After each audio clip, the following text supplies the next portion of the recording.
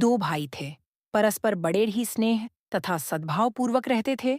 बड्ढे भाई कोई वस्तु लाते तो भाई तथा उसके परिवार के लिए भी अवश्य ही लाते। छोटा भाई भी सदा उनको आदर तथा सम्मान की दृष्टि से देखता। पर एक दिन किसी बात पर दोनों में कहासुनी हो गई। बात बढ़ गई और छोटे भाई ने बड़े भाई के प्रति अपशब्द कह दिए। बस, फिर क्या था, दोनों के बीच दरार पड़ ही तो गई।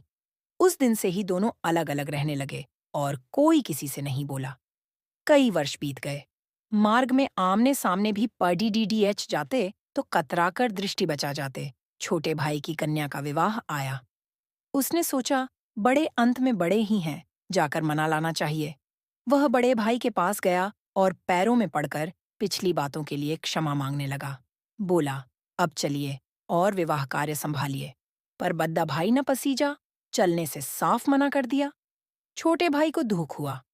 अब वह इसी चिंता में रहने लगा कि कैसे भाई को मनाकर लगा जाए। इधर विवाह के भी बहुत ही थोड़े दिन रह गए थे। संबंधी आने लगे थे। किसी ने कहा, उसका बड़ा भाई एक संत के पास नित्य जाता है और उनका कहना भी मानता है। छोटा भाई उन संत के पास पहुंचा और पिछली सारी बात बताते हुए अपनी त्रुटि के लिए क्षमा याचना की तथा गहरा पश्चाताप व्यक्त किया और प्रार्थना की कि आप किसी भी प्रकार मेरे भाई को मेरे यहीं आने के लिए तैयार कर दें। दूसरे दिन जब बड़ाड़ भाई सत्संग में गया तो संत ने पूछा, क्यों तुम्हारे छोटे भाई के यहाँ कन्या का विवाह है? तुम क्या क्या काम संभाल रहे हो?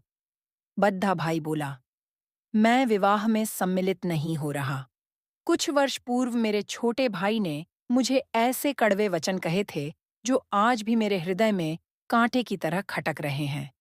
संत जी ने कहा, जब सत्संग समाप्त हो जाए तो जरा मुझसे मिलते जाना।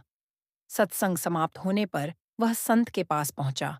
उन्होंने पूछा, मैंने गत रविवार को जो प्रवचन दिया था उसमें क्या बतलाया था? बड़ा भाई मौन। कहाँ कुछ याद नहीं पड़ता? कौन सा विषय था? संत ने कहा, अच्छी तरह याद करके बताओ।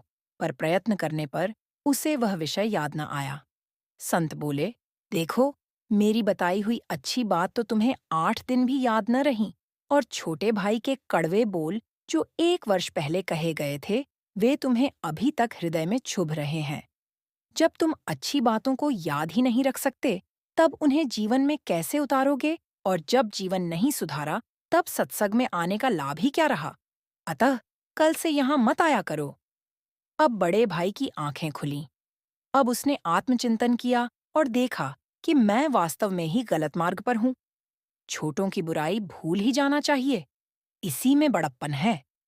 उसने संत के चरणों में सिर नवाते हुए कहा, मैं समझ गया गुरुदेव। अभी छोटे भाई के पास जाता हूँ।